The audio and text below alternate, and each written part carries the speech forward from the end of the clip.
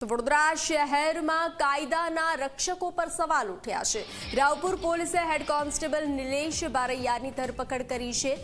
નવલખી મેદાનમાં પ્રેમી પંખીડા સામે કાયદાનું રોફ જમાવતા ફરિયાદ નોંધાઈ છે।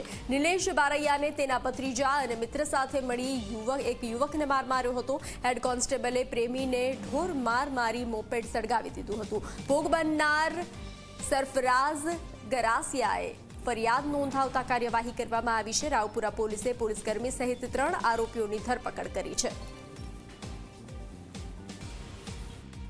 પોલીસવાળા જે ભાઈ હતા એણે એના જે પેલા બે મિત્રો હતા એને કીધું કે પેલો છોકરો અહીંથી ભાગી ગયો છે, એને લઈને અહીંયા આવો।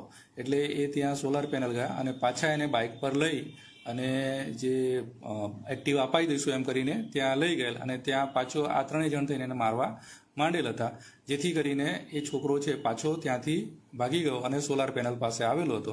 અને પછી એના જે મિત્રો આવી ગયા, એટલે મિત્રો આવી ગયા પછી ત્યાં ગયેલો હતો ત્યારે એક્ટિવા છે ત્યાં સળગાવી હાલતમાં મળી આવ્યું હતું। રાવપુરા પોલીસમાં BNS 324/4 115 296 અને 54 મુજબ જે કલમો છે એ નોંધીને આગળની કાર્યવાહી હાથ ધરેલ છે।